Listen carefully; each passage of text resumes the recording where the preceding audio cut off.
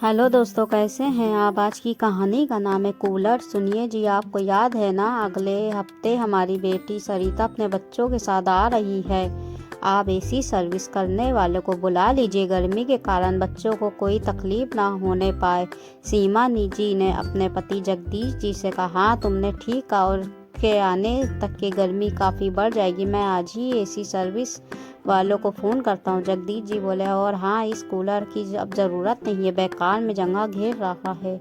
सरिता के बच्चों को खेलते खेलते कूलर से टकराने से कहीं चोट न लग जाए, इसे किसी ज़रूरतमंद को दे दे या बेच दो। और हाँ, बाजार से थोड़ी सब्जी फल ले आई, तब तक के मैं नाश्ता बना लेती हूँ। सीमा जी बोली। सीमा जी और जगदीश जी का सुखी घर संसार था। एक विवाहिता बेटी सरिता और एक बेटा प्रमोद, जो अभी कॉलेज में पढ़ता है। अब सब्जी लेने के लिए जगदीश जी बाजार गए। एक सब्जी वाले से, जिसकी उम्र जगदीश जी जितनी ही होगी, कुछ सब्जी ले ली। सब्जी सिर्फ 125 रुपए की हो रही थी। जगदीश जी ने सब्जी वाले से कहा, मेरे पास 500 रुपए का नोट है, मुझको खुले रुपए दे दोगे। सब्जी वाला बोला, जी साफ हो जाएंगे खुले। जगदीश जी ने अपने पर्स में से नोट निकालकर बिना ठीक से देखे सब्जी वाले को दे दिया। उनका अंदाज़ा था 500 का एक ही नोट है, जबकि 500 के 2 नोट थे। साहब जी ध्यान रखिए, आपने 500 रुपये का एक नहीं 2 नोट दिए हैं। ये कहते हुए उसने 500 रुपये के 2 नोट दिखाए। जगदीश जी सब्जी वाले की ईमानदारी पर बहुत हैरान भी हुए और पुलकित भी। सब्जी वाला चाहता तो बिना बताए बड़ा ही चालाकी से नोट रख सकता था, लेकिन उसने ऐसा नहीं किया। जगदीश जी सब्जी फल लेकर घर आ जाते हैं। सीमा जी ने फिर कूलर की बात छेड़ी तो बेटा प्रमोद बोला, पापा ऐसा करते, कूलर को OLX पर बेच देते हैं, मैं इसकी फ़ोटो खींच कर डाल देता हूँ, जिसको इसकी ज़रूरत होगी वो ले लेगा। कूलर का रेट 4000 रखा गया। कूलर बड़ा और अच्छी हालत में था। 3000 से 3500 के आसपास के कई ऑफ़र आए। 2 दिन बाद ही एक सुबह जगदीश जी के फ़ोन पर एक कॉल आई। सामने से आवाज़ आई, नमस्कार साहब, आपके कूलर का ऐड देखा, अच्छा कूलर दिख रहा है। मैं एक गरीब व्यक्ति हूँ, 4000 मेरे लिए ज़्यादा है। मेरी विवाहिता बेटी और अपने बच्चों के साथ घर आ रही है। इस बार गर्मी कुछ ज़्यादा ही पड़ रही है। मैं चाहता हूँ कि बेटी और बच्चों को गर्मी में थोड़ा आराम मिल जाए।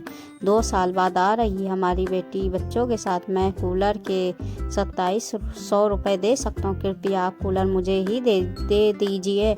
जगदीश जी को अपनी बेटी सरिता का चेहरा दिखाई देने लगा। एक पिता के लिए बेटी क्या मायने रखती है, ये जगदीश जी बखूबी जानते थे। ठीक है, आ जाइए कूलर लेने, जगदीश जी बोले। दूसरे दिन सुबह सुबह दरवाजे पर दस्तक होती है। जगदीश जी ने दरवाज़ा खोला तो देखा सामने वही सब्जी वाला उम्मीद के साथ खड़ा था। अरे भाई तुम। जी साहब जी, मैं कूलर लेने आया हूँ, मैंने ही आपको फ़ोन किया था। जगदीश जी तो पहले ही उसकी ईमानदारी से खुश थे, अब तो उन्होंने कम पैसों में ही कूलर उसे देने का निश्चय कर लिया। जगदीश जी का बेटा कूलर बाहर ले आया। कूलर को देखते ही सब्जी वाले की आंखें चमक गई। वो 500 रुपये का एक नोट, 100 के 10 के नोट, बाकी 50, 10 और 20 रुपये के नोटों का संग्रह लेकर आया था। साहब जी, ये पूरे 2700 हैं, गिन लीजिए।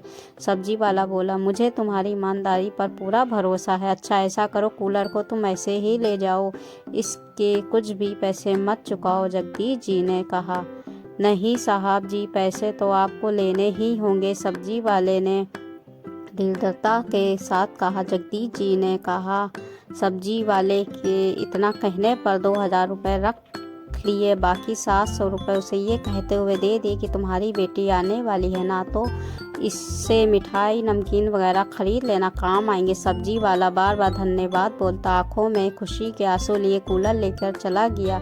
जगदीश जी को घाटे का सौदा करते हुए भी अपार शांति महसूस हो रही थी। दोस्तों, हम किसी ज़रूरतमंद की अगर थोड़ी भी मदद कर दे तो ईश्वर हमसे ज़रूर खुश होते हैं। कहानी अच्छी लगी तो कहानी को लाइक करें और ऐसे ही मज़ेदार कहानी सुनने के लिए सहाना हिंदी कहानियों को सब्सक्राइब करें। और मिलते हैं अगली नई हिंदी कहानियों के साथ। जब तक कि अपना ख्याल रखिएगा, दुआओं में याद रखें। अल्लाह हाफिज़।